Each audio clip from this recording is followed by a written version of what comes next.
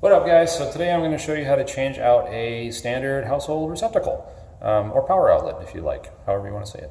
We're upgrading this house to these nice square receptacles, much better than the cheap ass ones that are in here now, and as you can see, this one is broken. So let's get this guy out. You can turn off power at your breaker box if you like, or you can do these live like I like to do them. Just glove up and you'll be all right. Don't be afraid of the electricity. It's not going to kill you unless you hold on to it for a really long time. So anyway, as you can see on this guy, we've got 2 white wires, 2 black wires, and a bare copper wire. Bare copper wire is your ground. These 2 are your neutrals, and these 2 are your hots. Neutral is basically the same thing as a ground wire. It is just the designated return for the power that passes from the hot wire. Hot wire is your power wire. That is how outlets work. So this guy, you see there's no screws except for the one down here on the bottom. We'll pull this guy off. So the ground wire, get that safely out of the way. And then this type of outlet, being a cheap ass outlet, which is why it's broken, they just plug right into the back. Not the best connection in the world. As you can see, they can just be pulled out. So we'll get these guys yanked out of here real quick. And whenever I do receptacles, even if they have the option to plug into the back of the receptacle, I always put them around the screws because it maintains a nice tight connection that won't give you any heartache down the road. Sometimes if you go to somebody's house and you see like a flickering light, or if they have outlets that don't work and they don't know why, it can oftentimes be attributed to poor connections made at an outlet or a junction box somewhere down the line.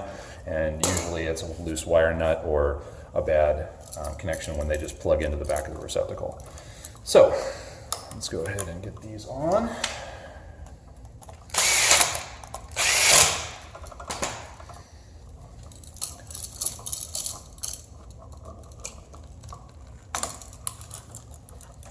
If you're wondering on receptacles, the common wire or the neutral wire and the ground wire always go on the same side, since they essentially do the same thing. And on the receptacle, the large blade of the plug is the common side.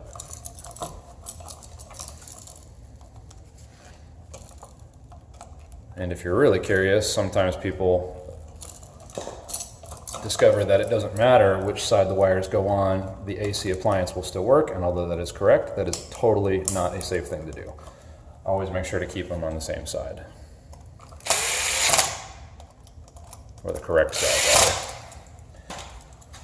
Now, as I put these wires back on, I like to come back with a standard screwdriver, give the screws an extra torquing, just to make sure that the wires don't come loose. Also, since this ground wire has a wire nut on it, I like to give it an extra turn since I'm in here, just to make sure it's nice and tight. Tuck that guy back in there. Now that we've got this nice long lead here, give it kind of a little accordion type bend to it, keeping your ground wire off to the left side of the box, far away from any possibility of coming in contact with any of the screws. Line this guy back up.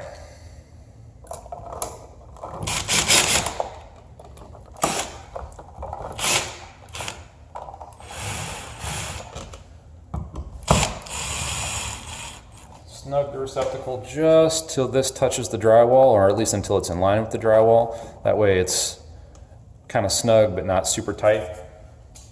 You don't want it like rammed all the way in, because then this cover screws can't quite reach it and you'll end up with issues there. So if you keep it nice and level, then the cover can go on nice and easy, and then the cover creates that tension against the drywall that keeps the outlet from moving around. And there you go. That's how you change it out. If this video helped you out, please like and subscribe and share with your friends.